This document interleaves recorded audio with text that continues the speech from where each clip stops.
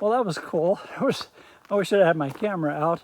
There was a giant rabbit coming straight down the trail. I'm going uphill. He was coming straight down the hill at high speed and straight toward me. And then right behind him, boom, two dogs running at high speed. And then as soon as the dogs saw me, they stopped, they turned. So I might have saved that giant rabbit's life. Boy, that was a big rabbit. It was so big I thought it was a dog at first. That was funny. Oh, by the way, good morning, day 36.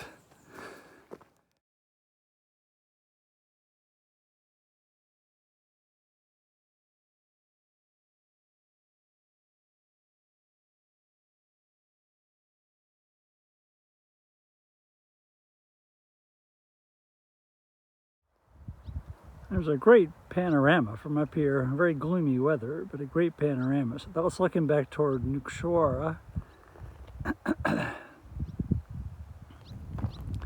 Up into the Redizat Mountains, where there's a national park.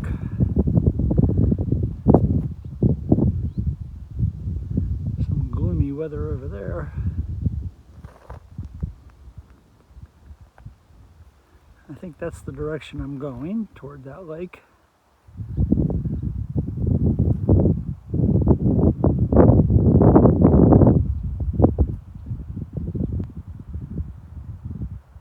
And then back to Nucsoara. Great view up here.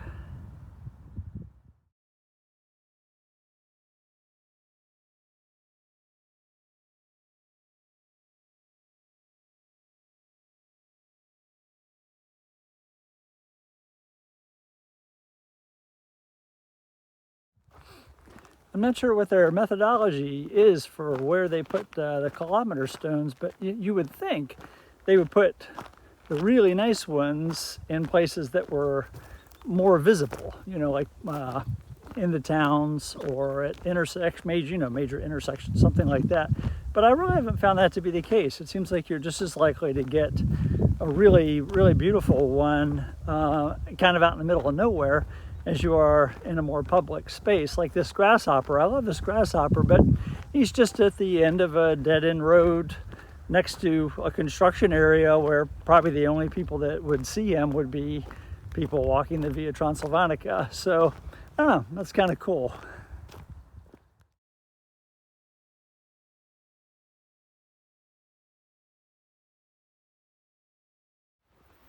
So I just want to talk for a minute about the name of the channel, Adventures After 60.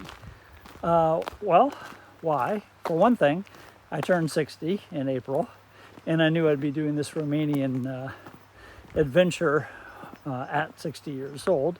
So that's one reason. And for a few years ago, when I was doing the southern half of the Appalachian Trail one summer, I would keep getting people that would say, "You're such an inspiration."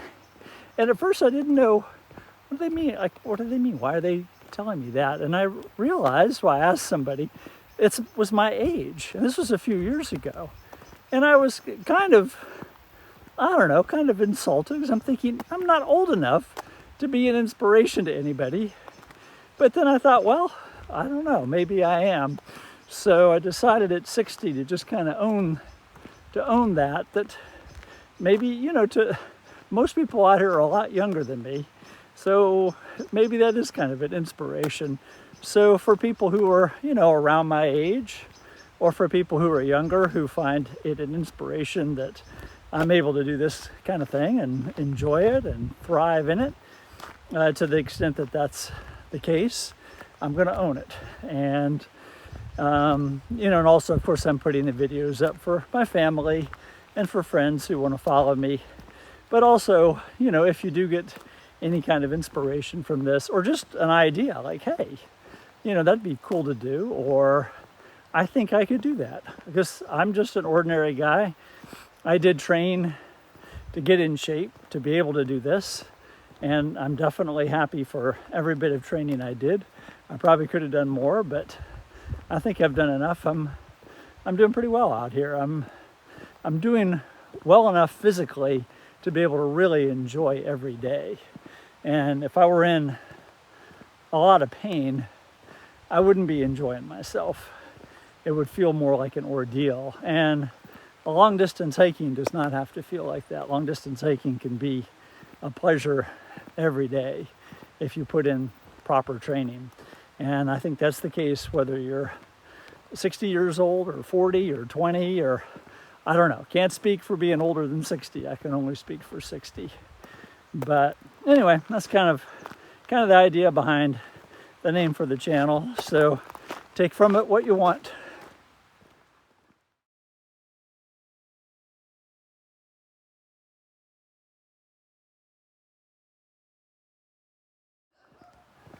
So I'm just walking along on the way to Clopotiva, and I just met the most wonderful couple. Just happened to pass their yard and they invited me in. They've been married for 50 years, Aurel and Eva, and they live right by this beautiful little stream, and they have a wonderful garden. And they just gave me as many vegetables as I could squeeze into my backpack. I'm going to take a picture of it and show it to you. But I mean, they were just the absolute sweetest, nicest couple. They have 2 kids. One lives in Canada, one lives in the United States. But they must have been missing their kids or something, because they were just so sweet and so generous with their vegetables. I mean, they wanted to give me more, but I'm like, I just don't have any room in the back. And, you know, they're heavy. They add a lot of weight too. But, oh gosh, I took a picture with Aurel next to the stream that he lives next to, and then a picture with both of them next to the garden. I'll show that to you. Yeah, such a sweet little encounter.